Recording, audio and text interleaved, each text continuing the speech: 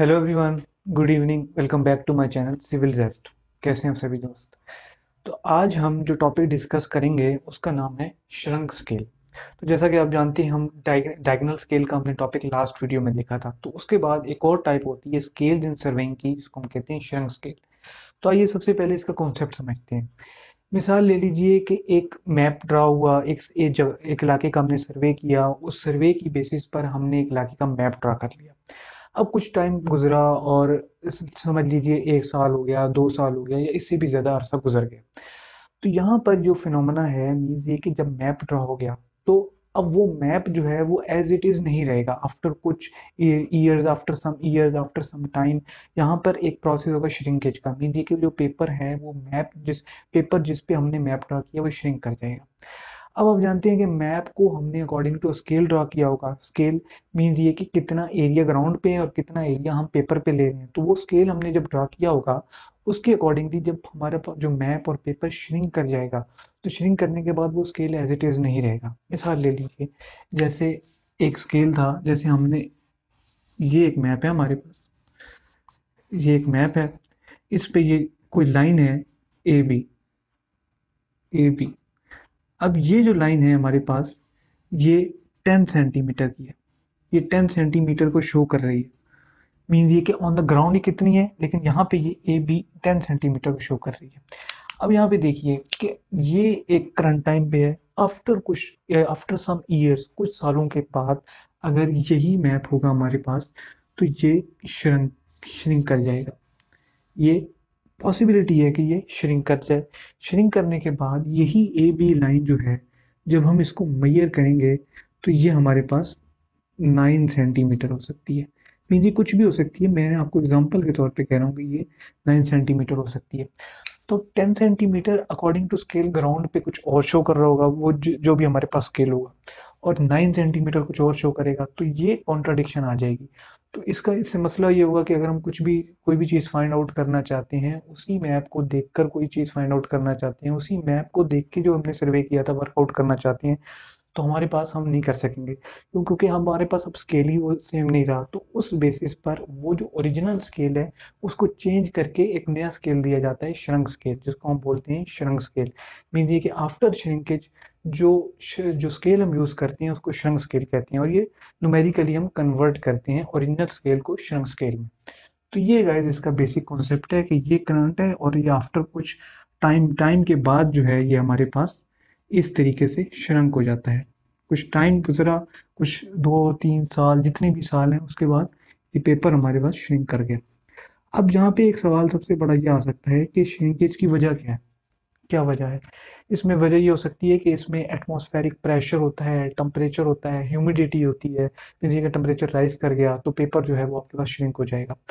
तो पेपर की साख्त ऐसी होती है कि वो एज इट इज़ नहीं रहता। जब भी उस पर कोई एटमॉस्फेरिक प्रेशर या टेम्परेचर जो सराउंडिंग इन्वायरमेंट का उसका इफेक्ट होता है उस पर, तो उसकी वजह से हमारे पास श्रिंकेज का प्रोसेस होता है। That's why we will use shrunk scale instead of original scale. Then ये देख लीजिए, ये हमारे पास ओरिजिनल मैप है जो बिफोर सम टाइम था, जो ओरिजिनली हमने ड्रा किया था।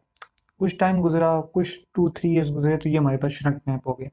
अब यहाँ पे जो रीजंस मैंने आपको बताई हैं, एटमॉस्फेरिक प्रेशर हो सकता है, टेम्परेचर हो सकता है, ह्यूमिडिटी इन एयर, तो ये सारी वो रीजंस हैं जिसकी वजह से ये हमारे पास इसमें कन्वर्ट हो जाता है। और उसके बाद हमें फिर ओरिजिनल स्केल को हम यूज़ नहीं कर सकते, हमें मैप को यूज़ करने के लिए श्रंक स्केल का यूज़ करना पड़ता है। बट किस तरीके से करते हैं? एक ओरिजिनल स्केल के थ्रू हम उसको कन्वर्ट करते हैं numerically into the shrunk scale. तो उसको देखते हैं, उसमें कुछ टर्म्स हैं हमारे पास। फर्स्ट ऑफ ऑल हमारे पास जो टर्म है वो श्रिंकेज फैक्टर है। तो ये श्रिंकेज फैक्टर की टर्म देखते हैं। सो चलिए फ्रेंड्स, ये नेक्स्ट देखिए, श्रंक स्केल के टॉपिक के रिलेटेड ये 4 फार्मूलाज हमें समझना ज़रूरी है। ये 4 फार्मूलाज ज़रूरी हैं इस टॉपिक के लिए। तो आइए सबसे पहले देखते हैं, जो टर्म है हमारे पास वो है श्रिंकेज फैक्टर। जैसा कि मैंने डिस्कस किया था कि श्रंक स्केल के केस में श्रिंकेज फैक्टर की टर्म सबसे ज़्यादा इंपॉर्टेंट है। तो श्रिंकेज फैक्टर का फॉर्मूला देख लीजिए, is equal to shrunk length divided by original length. Means ये कि आपके पास जो भी श्रंक लेंथ आई है, मीन्स के किसी भी लाइन की लेंथ है, मीन्स ये कि जैसे हमने देखा था, ये हमारे पास ओरिजिनल लेंथ है A to B लाइन की। इसको हमने क्या कह दिया, ये हमने मेजर की, ये 10 सेंटीमीटर थी, ये 10 सेंटीमीटर। इसी तरीके से जब श्रंक हो गया तो हमारे पास लाइन की लेंथ आ गई 9 सेंटीमीटर, ए बी, हाँ 9 सेंटीमीटर। तो क्या हो जाएगा यहाँ पे 9 divided by 10 mean shrunk length हमारे पास 9 है, ओरिजिनल लेंथ हमारे पास 10 है। तो इस तरीके से हम श्रिंकेज फैक्टर कैलकुलेट कर देते हैं। अब श्रिंकेज फैक्टर के बाद श्रिंकेज फैक्टर की बेसिस पर हम श्रंक स्केल फाइंड आउट करते हैं, विच इज अवर टॉपिक। तो ओरिजिनल स्केल को जैसे मैंने आपको बताया था श्रंक स्केल में कैसे कन्वर्ट करते हैं। So shrunk scale is equal to shrinkage factor into original length. इस बेसिस पर आप श्रंक स्केल फाइंड आउट कर सकते हैं। नेक्स्ट, अगर वो आपके क्वेश्चन में कहता है कि ट्रू एरिया भी बताइए कि ट्रू एरिया कितना है, मीन्स ये कि अब हमारे पास जो मैप आया है वो श्रंक मैप है, उसका जो एरिया है वो श्रंक एरिया है। लेकिन वो मैप जो ओरिजिनली ड्रा हुआ था तो उस ओरिजिनल मैप का कितना एरिया है, वो ट्रू एरिया या उसको करेक्ट एरिया भी आप कह सकते हैं।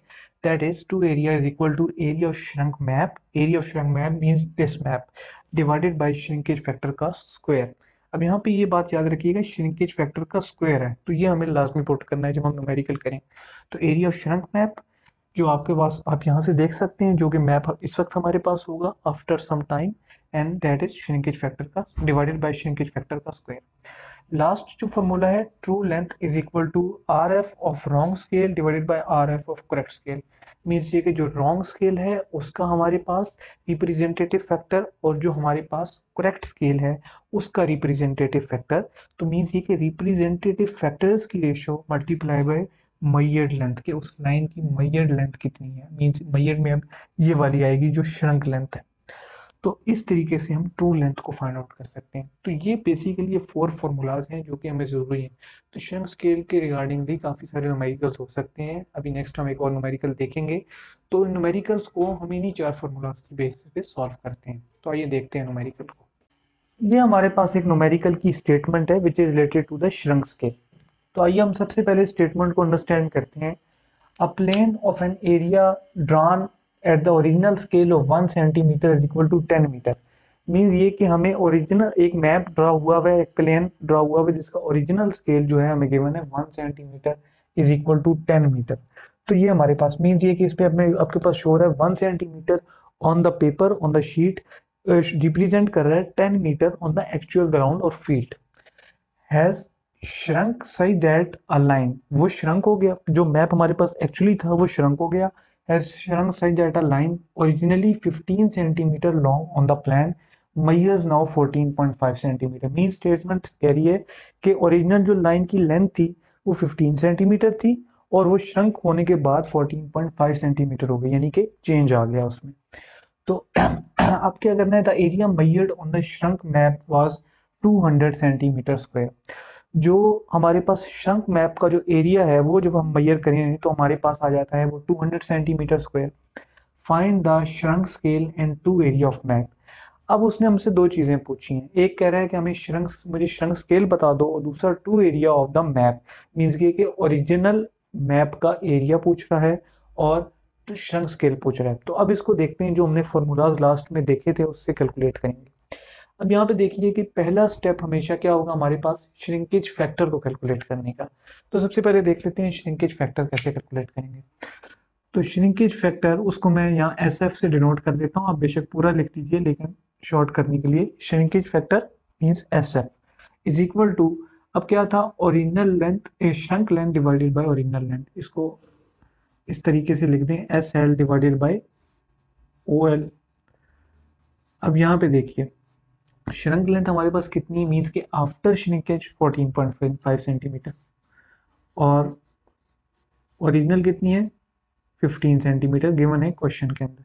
तो ये कितना आ जाएगा कैलकुलेटर पे अगर आप देखिए तो ये आ जाएगा हमारे पास 0.96666। तो उसको हम राउंड ऑफ करते हैं 0.967। अब यहाँ पे देखिए ये सेंटीमीटर है, ये भी सेंटीमीटर है, तो ये आपस में कैंसिल आउट हो जाएंगे, तो श्रिंकेज फैक्टर की कोई यूनिट नहीं होती। श्रिंकेज फैक्टर हमारे पास ये आ जाएगा 0.967। नेक्स्ट स्टेप जो हमारे पास है वो क्या है, हमने श्रंक स्केल को कैलकुलेट करना है। क्या है हमारे पास, श्रंक स्केल। सो फ्रेंड्स ये देखिए श्रंक स्केल जो होता है वो हमारे पास shrinkage factor multiply by original scale होता है। मीन्स ये कि ओरिजिनल स्केल हमें गिवन है कितना, 1 centimetre is equal to 10 metre. कितना ओरिजिनल स्केल है, 1 centimetre is equal to 10 metre. Means ये कि ग्राउंड के ऊपर 10 मीटर और शीट के ऊपर 1 मीटर इक्वल है। तो इस ओरिजिनल स्केल को हम यहाँ पे यूज करेंगे। श्रिंकेज फैक्टर जो अभी हमने यहाँ पे कैलकुलेट किया है 0.967, तो चलिए देख लेते हैं। 0.967 मल्टीप्लाई बाय, अब यहाँ पे देखिए ये स्केल की फॉर्म में है, न्यूमेरिकल स्केल की फॉर्म में। इसको जब हम कन्वर्ट करेंगे आरएफ की फॉर्म में, यहाँ पे हम लिखेंगे आरएफ क्या है, रेशो होती है ना, ratio of on the line to the original, जहाँ पे हमारे पास और एरिया के ऊपर मीन कि distance on the map divided by distance on the area 10 metre. ये 1 सेंटीमीटर डिवाइडेड बाय 10 मीटर है। तो अब यहाँ पे देखिए कि इसको हमने किस तरीके से सॉल्व करना है। इसको आपने देखिए 0.967 को आप यहाँ पे डिनोमिनेटर में ले जाइए। क्यों? क्योंकि जब भी हम कोई भी स्केल रिप्रेजेंट करते हैं तो वो हम 1 रेशो की फॉर्म में करते हैं, या रिप्रेजेंटेटिव फैक्टर भी होता है तो वो 1 रेशो की फॉर्म में होता है। इसी तरीके से स्केल भी 1 सेंटीमीटर इज इक्वल टू, इस तरीके की फॉर्म में हम 1 सेंटीमीटर टू द स्केल की फॉर्म में शो करते हैं।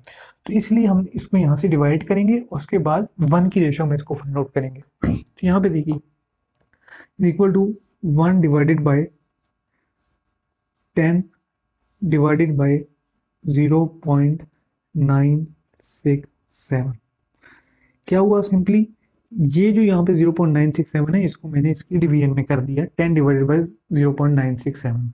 अब इसको सिंपली सॉल्व कर लीजिए तो ये हमारे पास 1 की रेशो में आ जाएगा। 1 डिवाइडेड बाय कितना है आ जाएगा, कैलकुलेट अगर आप करिए तो 10 डिवाइडेड बाय 0.967 जो श्रिंकेज फैक्टर है हमारा 10.34 आ जाएगा। तो इस तरीके से आप देख लीजिए कि 1 डिवाइडेड बाय 10.34। अभी अगर इसको आपने इस तरह से रिप्रेजेंट करना है तो इस तरह से हो सकता है 1 centimetre is equal to 10.34 metre. 34 metre means ये कि ओरिजिनल स्केल में आप देख सकते हैं 1 सेंटीमीटर 10 मीटर के इक्वल है, जबकि यहाँ पे आप देख सकते हैं 1 सेंटीमीटर 10.34 मीटर के इक्वल है। तो ये हमारे पास डिफरेंस आ गया आफ्टर द श्रिंकेज। अब यहाँ पे देखिए कि ये श्रंक स्केल जो पहला पार्ट था हमारा, ये हमने कैलकुलेट कर लिया है। अब हम सेकंड पार्ट को देखते हैं, true area of the map कैसे कैलकुलेट करते हैं। सो ये फ्रेंड्स हमारे पास क्या हो गया, श्रंक स्केल हो गया। ये हमने श्रंक स्केल फाइंड आउट कर लिया। अब सेकंड पार्ट की तरफ देखिए, true area of the map. अब ट्रू एरिया किस तरीके से फाइंड आउट करते हैं, इसका मैंने आपको एक क्वेश्चन बताई है। ट्रू या करेक्ट एरिया भी आप कह सकते हैं। True area is equal to क्या है हमारे पास, area of the shrunk map. Means ये कि श्रंक मैप जो हमारे पास अब अवेलेबल है वो उसका area divided by shrinkage factor का स्क्वायर। तो इस तरीके से मैं लिख देता हूँ, area of shrunk map, shrunk map SM means shrunk map means मैं एब्रीवेशन में लिख रहा हूँ स्मॉल, आप बेशक पूरा लिख लीजिएगा, डिवाइडेड बाय श्रिंकेज फैक्टर का स्क्वायर। स्क्वायर तो ये हमारे पास इक्वेशन है। अब इसमें आप पुट कर दीजिए सिंपली, क्या है एरिया ऑफ श्रिंकेज मैप। अब यहाँ पे दिया हुआ था area measured on the shrunk map was 200 centimetre square. Means ये कि ये जो हमारे पास न्यूमरेटर में कितना आ जाएगा, 200 सेंटीमीटर का स्क्वायर। 200 आ गया डिवाइडेड बाय श्रिंकेज फैक्टर देख लीजिए, ये हमारे पास श्रिंकेज फैक्टर हो गया 0.967। इसको पुट कर दीजिए 0.967 का स्क्वायर, 0.967 का स्क्वायर। अब इसको हम कैलकुलेटर से सिंपली कैलकुलेट करते हैं, देखते हैं क्या आंसर आता है। 200 डिवाइडेड बाय 0.967 का स्क्वायर, ये आ रहा है हमारे पास 213.88 213.88 सेंटीमीटर का स्क्वायर। अब इसमें आप यूनिट याद रखिएगा, ये जो हम यहाँ पे ट्रू एरिया कैलकुलेट कर रहे हैं, करेक्टेड एरिया कैलकुलेट कर रहे हैं, ये जो कि यहाँ पे 200 सेंटीमीटर स्क्वायर है, तो ये हमारे पास कितना आ गया 213.88 सेंटीमीटर स्क्वायर। ये हमारे पास आंसर हो जाएगा, मीन सेंटीमीटर स्क्वायर में आंसर आ रहा है हमारा। और ये आप देख सकते हैं ये हमारा श्रंक स्केल है, 1 centimetre is equal to 10.34 metre. तो यूनिट्स का आपने लाजमी ख्याल रखना है। अब यहाँ पे देख लीजिए, ये हमारे पास सेकंड पार्ट का आंसर है। तो फर्स्ट पार्ट का आंसर ये, सेकंड पार्ट का आंसर ये। तो एक कंप्लीट गाइस इस तरीके से हम किसी भी श्रंक स्केल के रिलेटेड कोई भी फार्मूला है सर्वे का हम सॉल्व कर सकते हैं। तो उम्मीद है गाइस आपको ये कॉन्सेप्ट्स और न्यूमेरिकल समझ आया होगा। तो आपको अगर आपको ये वीडियो पसंद आई है और श्रंक स्केल का कॉन्सेप्ट समझ आ गया है तो काइंडली इस वीडियो को ज़रूर लाइक कीजिएगा एंड मेरे चैनल को सब्सक्राइब कीजिएगा। मिलता हूँ आपसे किसी अगली वीडियो में नए कॉन्सेप्ट के साथ। तब तक के लिए अल्लाह हाफिज़, बहुत शुक्रिया।